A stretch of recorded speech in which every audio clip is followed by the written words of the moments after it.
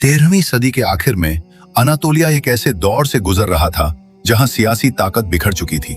Seljuk सल्तनत कमजोर हो चुकी थी, मंगोल हमलों ने पूरे रीजन को हिला दिया था और बिजेंटाइन एम्पायर अपनी पुरानी ताकत खो रहा था। इसी सियासी खालेपन के बीच छोटे छोटे तुर्किक ट्राइब्स और बेलिक्स अपनी जगह बना रहे थे। इन्हीं ट्राइब्स में से एक था कई ट्राइब, जिसके लीडर एर्तुग्रुल बे थे। उन्हीं के घर तकरीबन 1258 के आसपास एक बेटा पैदा हुआ, उस्मान गाजी। बचपन से ही उस्मान गाजी फ्रंटियर जिंदगी में पाले बड़े, जहां घोड़ों की सवारी, तीरंदाजी और कबीले की जिम्मेदारियां रोजमर्रा का हिस्सा थी। धीरे धीरे जब उन्होंने जवानी में कदम रखा तो उन्होंने अपने वालिद की लीडरशिप और गाजी स्पिरिट को आगे बढ़ाया। उस्मान गाजी की जिंदगी का एक अहम मोड़ उनकी शादी थी।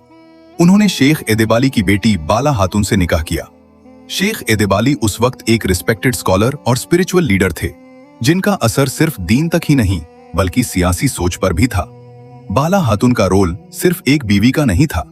उन्होंने उस्मान गाजी की जिंदगी में स्टेबिलिटी, हिकमत और स्पिरिचुअल सपोर्ट दिया। रिवायत के मुताबिक उस्मान गाजी ने शेख एदेबाली के घर में रहते हुए एक मशहूर ख्वाब देखा, जिसमें उन्होंने देखा कि उनके सीने से एक बड़ा दरख्त उगता है और उसकी शाखें पूरी दुनिया पर फैल जाती हैं। इस ख्वाब को बाद में ऑटोमन एम्पायर के फ्यूचर की निशानी माना गया।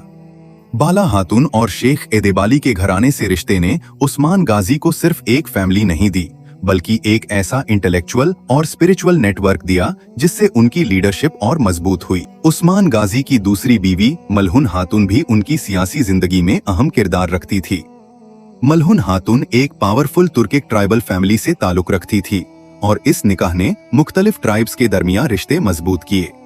इस तरह के अलायंसेस उस वक्त की सियासत का इम्पोर्टेंट हिस्सा थे, जिससे कबीले एक दूसरे के साथ जुड़ते और ताकत बढ़ती।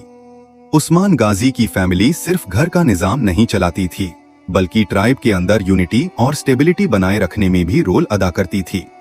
बाला हातून और मलहुन हातून दोनों ने उस्मान गाजी के घराने को एक मजबूत बुनियाद दी, जहां से आने वाली नस्ल ने एम्पायर की लीडरशिप संभली।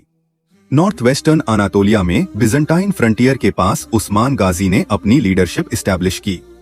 यह सरहदी इलाका जंग और मौकौन दोनों का मरकज था। उस्मान गाजी ने गाजी ट्रेडिशन को अपनाया, जहां सरहद पर लड़ने वाले वॉरियर्स दीन और कबीले की हिफाजत के लिए लड़ते थे। धीरे धीरे मुख्तलिफ फाइटर्स और ट्राइब्स उनकी लीडरशिप के नीचे आने लगे। उन्होंने छोटे छोटे किले और शहर बाइजेंटाइन कंट्रोल से जीतना शुरू किए और इस तरह एक छोटा सा फ्रंटियर स्टेट धीरे धीरे मजबूत होने लगा। 1299 को आमतौर पर ऑटोमन स्टेट की शुरुआत माना जाता है, जब ओस्मान गजी ने अपनी इंडिपेंडेंट अथॉरिटी एस्टैब्लिश की।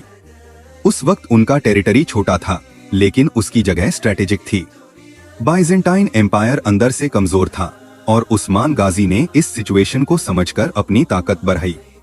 उनकी लीडरशिप में डिसिप्लिन, ट्राइबल लॉयल्टी और इंसाफ का एलिमेंट था, जिसकी वजह से सिर्फ वॉरियर्स ही नहीं बल्कि लोकल लोग भी उनकी हुकूमत को एक्सेप्ट करने लगे। उस्मान गाजी ने अपनी जिंदगी में बहुत बड़े शहरों को कॉन्कर नहीं किया, लेकिन उन्होंने एक ऐसी फाउंडेशन रखी जिस पर एक अजीम एम्पायर खड़ा हुआ।